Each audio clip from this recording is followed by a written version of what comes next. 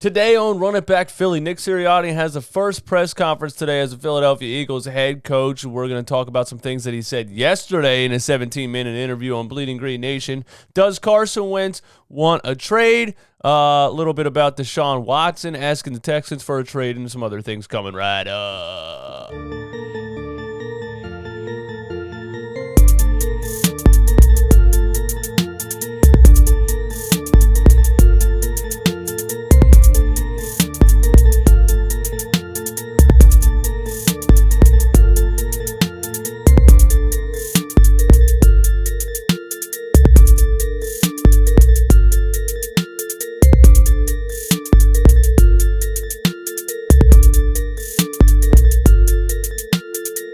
This episode of Run It Back Philly is brought to you by the Teespring Store. Click the link in the description. Get all the Run It Back merch and use the code RUNMY20 for 20% off. Also, buymeacoffee.com/runitback. I give you sports talk almost every day. If you would like to show your appreciation for this dedication, you can buy me a coffee. Buymeacoffee.com/runitback. Thank you. I hope I say this right. Hamoudi, who bought me a coffee yesterday. Thank you for the coffee. He did not leave a message there, but thank you for the coffee. I always love some coffee. And thank you to Billy Irvine for buying me a coffee. Billy says, I look forward to your videos after each Sixers and Eagles game. Please keep up the great content. My man, I will. And thank you for the coffee. Buymeacoffee.com/runitback. Let's get into this. Run It Back Nation, what is good? My name is DJ Eastwood. If you're brand new here, please hit the subscribe button. It's a little red button underneath the video. 50% of people that are subscribed to that or watch these videos are not subscribed to the channel. I think that's very rude. I give you the sports talk every day for free. All I want is a subscription. Please hit the button right under the video. And Run It Back Nation, do your thing on the like button. Rank me up. Shoot me up to the moon like the Reddit users did to the stock market. 5 seconds.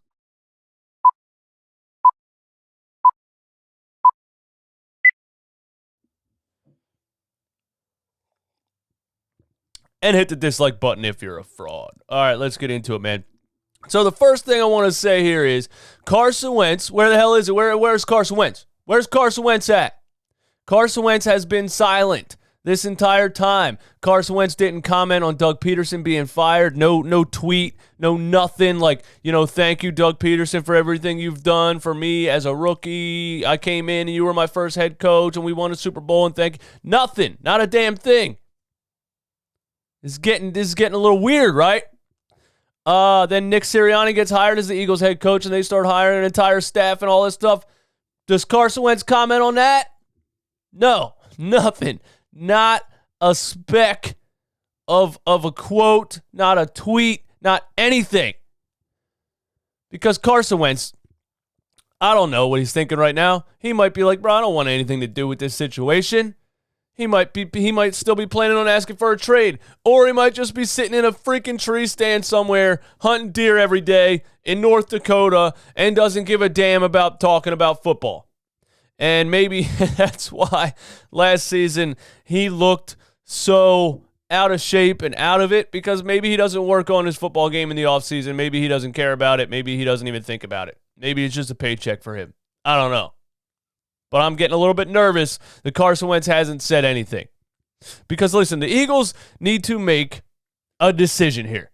You have to. This 2-quarterback thing, man, I'm so sick of it. I'm so sick of hearing it. I'm going to talk about Nick Sirianni's first comments that he made yesterday in an interview, and it has a little bit of something to do with this. If you have 2 quarterbacks, you have no quarterback. Nobody plays the game with 2 quarterbacks. You don't want your starter to be looking over his shoulder the whole time. You don't want your bench guy to be thinking, yo, when am I getting in the game? This is bullshit. I'm better than that guy. You don't want the fan base to be out here every single day fighting back and forth and clamoring this guy over this guy, the Jalen Hurts crowd, the Carson Wentz crowd. It's not good for anyone. Stop it already. The Philadelphia Eagles need to make a decision. They need to make a decision soon. And I don't know if that's trading Carson Wentz, but if he's not going to speak, Carson, you got to give us something. You got to let the fan base know. You got to let the franchise know, hey, I want out. I don't want anything to do with this. So we can move forward with Jalen Hurts or whatever we want to do in the future. We're in a shitty situation right now. Our hands are tied, and the ball is in Carson Wentz's court, and he's not talking. God. All right. So anyway, Nick Sirianni yesterday had a 17-minute interview with Dave Spadaro on PhiladelphiaEagles.com, and this article is actually from BleedingGreenNation.com. Shout out to Bleeding Green Nation. My home, this is not sponsored, but my home for all Philadelphia Eagles news, content, and things like that on the interwebs. And some questions were asked to Nick Sirianni, and he gave some answers, and those answers are very interesting, and I'm going to give my answers to those answers. I'm going to give my comments to those comments. So let's jump right into it. Spadaro says, so Nick, we all want to know, and you're going to be asked about this a ton, how do you feel about Carson Wentz, Jalen Hurts, and how much was the quarterback position discussed during the interview process? All right. Nick Sirianni says this. He says, I feel great. And let me just prefix this. I don't know what the word is there. Whatever.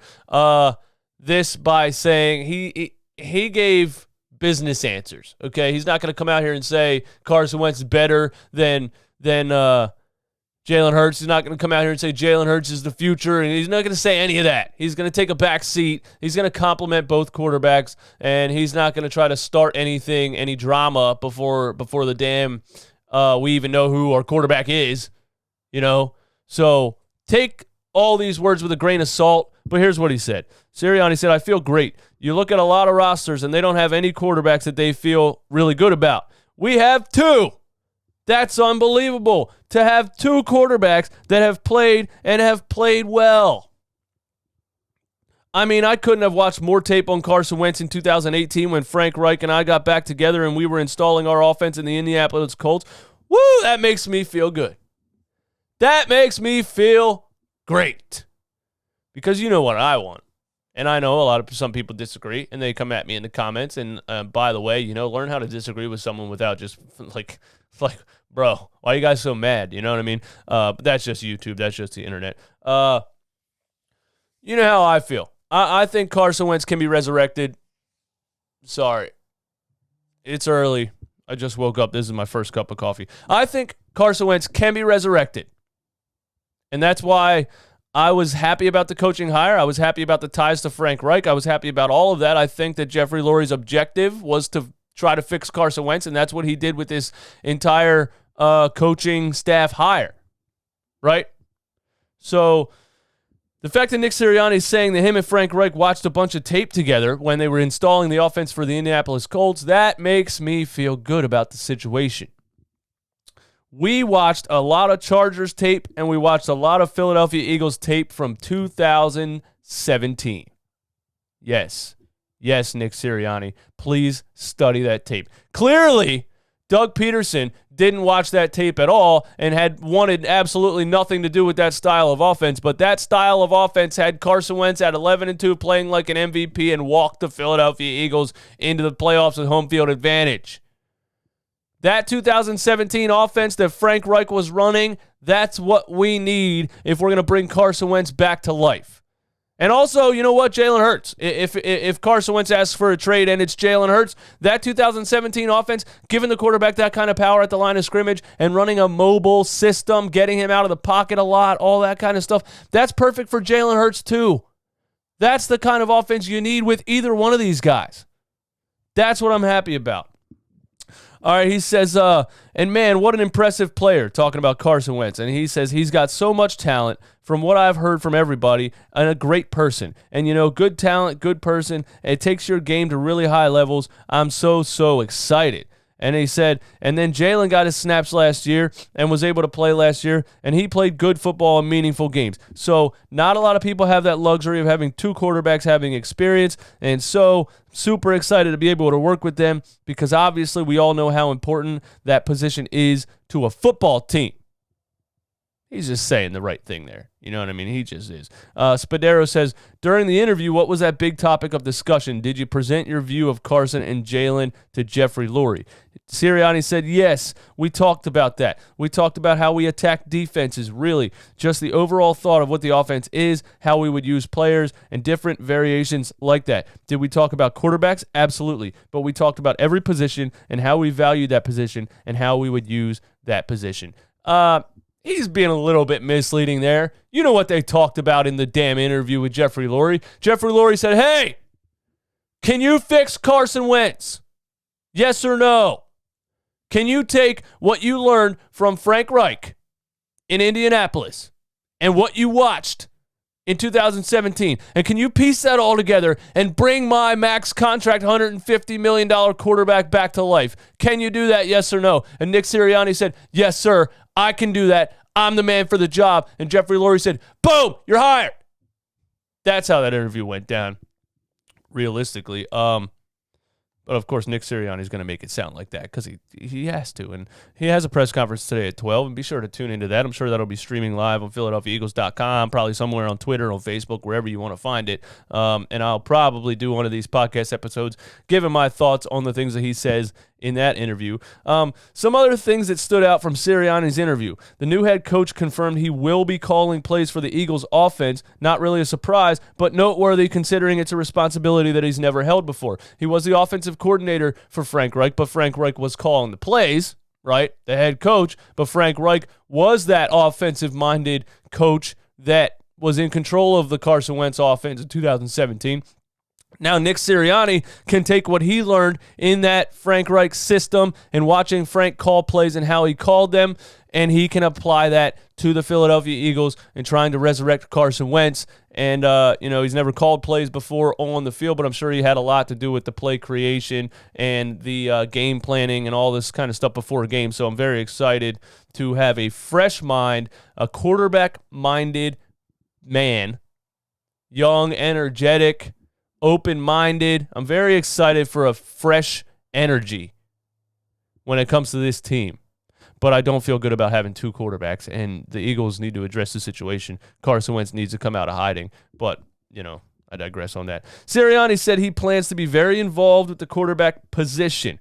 He said, quote, you want to talk about a guy, Frank Reich, who knows the quarterback position. That's the guy right there. I feel like I got my master's, my doctorate degree in quarterback play, not only from Frank Reich, a great mentor to me, but also from a quarterback like Phillip Rivers, who played 17 years in the NFL. Yes, I was able to help him become a better player, but in many respects, he was able to make me a better coach. Inject this into my veins. I'm so ready for a coach that's ready to look at the quarterback situation, to look at the quarterback and say, how can I make this guy successful? Not the other way around. Not the other way around what Doug Peterson was doing, where it was, I'm going to run my offense the way I want to run it, and whatever quarterback is back there is going to have to run it this way, and if he fails, he fails, and we're just going to run it into the ground until this team is 4-11-1 and I get fired. No. How can I build this offense to make this quarterback better? How can I build this offense to help this quarterback get the ball out of the pocket faster, to help these receivers get open better, to get this quarterback out of the pocket and on the move because he's better at throwing the ball on the run? How can I make this offense, mold it around this quarterback, whether it's Carson Wentz or Jalen Hurts? I'm just ready. I'm ready for Sirianni to be that guy that sets up the whole thing, and then you got the offensive coordinator from the Chargers and all these things together, offensive-minded guys, quarterback-minded guys that are going to create an offense that's going to maximize the quarterback's skill set. I'm so happy about this. Sirianni really stressed competition and accountability as two core principles. If that's more than just coach speech, I don't know how the Eagles merely hand the starting job to Carson Wentz. When asked about the scheme, he said the following: it's all about who the player is and what they do well and what they do best. That's what you want to do. I mean, you're saying too many right things, Nick. You're hitting me right here. You're hitting me right here. You're saying everything I want you to say. Don't get me hook, line, and sinker and let me down. But you're saying everything I want you to say, and I couldn't be happier about it. Look at the quarterback, look at his skill set, and then build the offense around that. It's not rocket science. In short, get Carson Wentz out of the damn pocket. Get Jalen Hurts out of the damn pocket. Create pass plays that are quicker developing pass plays that give the quarterback a better chance of getting the ball out of the pocket, right? Run the damn ball. to help the quarterback, set up the pass, set up the play action pass. All of these things are basic football that Doug Peterson couldn't figure out. And that's why Doug Peterson and Brett Brown are the same person. Sirianni confirmed the Eagles' new defensive coordinator hire. You got a really high-energy coordinator in Jonathan Gannon, and his excitement and his energy and his juice level and his passion for the game is contagious. I don't know much about the defensive coordinator. You guys can let me know what you think in the comments. I just hope he values the linebacker position. I hope that he has blitz packages. And mainly, I hope that when it's 3rd and 5, he doesn't line the D-backs 7 yards off the line of scrimmage, handing teams first downs like Jim Schwartz did for 3 straight seasons. That's what I hope. But that's just me. Beggars can't be choosy, right? When asked about involvement in personnel decisions, he talked about having all hands on deck and valuing everybody's input. So more of the collaboration line the Eagles love to use when we all know it's really Jeffrey Lurie and Howie Roseman ultimately pulling the strings. Yeah, like, come on, bro. And some people believe that's why they hired a young coach like this, so that they can do what they want, and the coach is going to be a yes man and say yes to everything, and Howie Roseman and Jeffrey Lurie are going to be in control of everything. And I don't know if that's a good thing or a bad thing. I'm not going to say it's a bad thing right away. Howie Roseman did build a Super Bowl winning team, right? Maybe he can do that again. I got to give the guy another chance, I guess, with a different coach who's has a different energy and maybe can work with him differently. But listen, if this upcoming season is a failure for the Philadelphia Eagles, I'm off the Howie Roseman train. I'm already off the Howie Roseman train. But if this upcoming season is another 4-11-1 type of season, then it's time to go Howie Roseman. But we'll see how that plays out. The thing is that I don't want to have another quarterback controversy. I don't. And if that's Jeffrey Lurie and Howie Roseman's plan coming in, oh my God, the quarterback factory. We're a quarterback factory. If their plan coming in is to have 2 good quarterbacks and have them duke it out for the starting job, I have a bad feeling about that because Carson Wentz isn't interested in that. And that might be why Carson Wentz hasn't spoken yet. He's not interested in having a quarterback competition.